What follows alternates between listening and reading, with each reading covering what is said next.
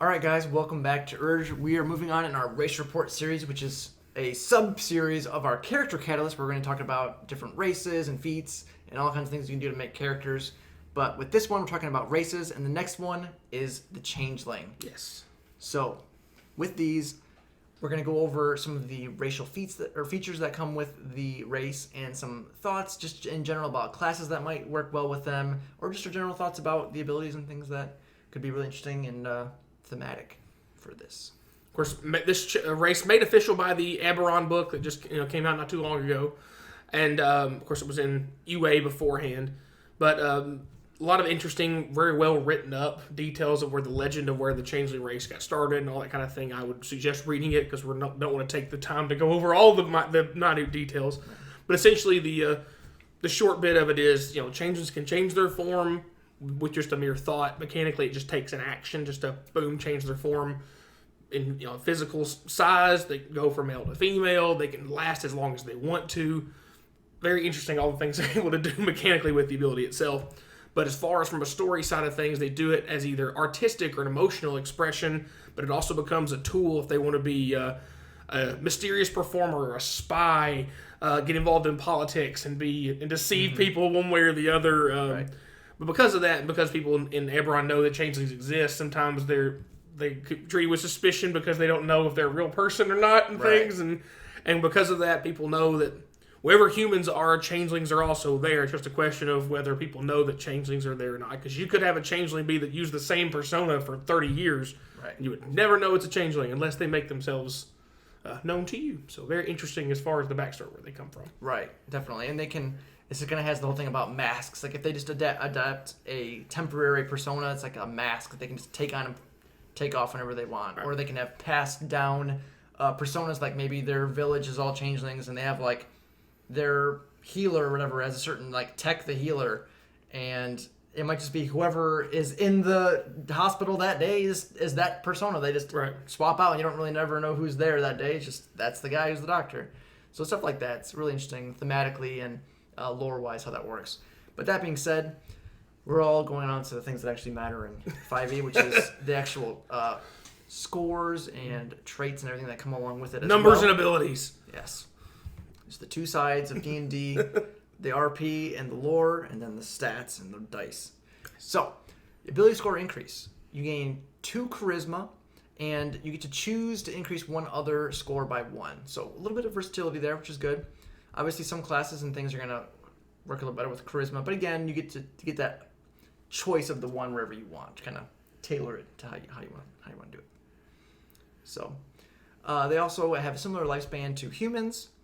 They tend toward pragmatic neutrality for alignment. Of course, when you play your character, it says this just as a generality to the race. Of course, there's going to be every different race has something they lean towards, but there's always outliers in everything. So. There's that as well. Size is medium as normal. Speed 30 as normal. And then some of their abilities. If you want to go with abilities. Yes. Of course, your main thing is going to be your shape change abilities, which you can do just as an action. Anything you can think of appearance wise, you can change yourself, and it's essentially it's more not just a disguise self; it's a become self. And for all intents and purposes, physically to the touch, to the appearance, you are whatever this is. The only real caveat is you can't turn into something that isn't of a similar form. Like you as a humanoid creature could not just become a giant spider. Right. Because it's 8 legs versus 2 legs and 2 arms. That's not going to work. But you could become a bugbear one day, a Goliath the next, an elf, and a gnome, a dwarf, whatever race, and male or female you want to, back and forth as much as you want to, as far as that goes. The only other thing is you have to have seen it to know it, especially like a specific person. Like if you want to become a specific someone, like if you're trying to sow some political discourse amongst the masses, you have to have seen the emperor that everybody seems to dislike very much with your own eyes to be able to get his exact appearance spot on those. So with that, you also gain your proficiency with 2 choices, which is deception, insight, intimidation, and persuasion. And you can speak, read, and write common as normal, and learn 2 other languages of your choice, which is another little bonus there to kind of give you some versatility in your language speaking and some RP potential there.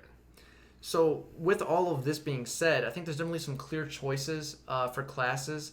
Now again, you do get 2 charisma and 1 of anything you want, so you don't necessarily have to pick certain classes with this. Of course, it's D&D. Optimizing is not always the most fun. Correct. So whatever works best for you, obviously go with that. But there are definitely some classes where charisma is a little bit more valued, or the ability to shape change and be a little bit more deceptive in your approaches can have a little bit more impact. Right. The main things that come to my mind, and Alex, as we can discuss beforehand, are going to be charisma and RP usually go together with a bard. So Bard. So definitely a really good combo there. Right. I feel like that's, even thematically, makes a lot of sense because the kind of the jack of all trades thing. Right. Hey, you are jack of all races. I mean, you get 3 languages just from your race. If you get another language from your background, you're going to legitimately have 4 languages on hand. Right. So you can socialize with anybody. So you just being able to talk as a bard and persuade people in different languages and all kinds of shenanigans, you could get into even more trouble than bards already can.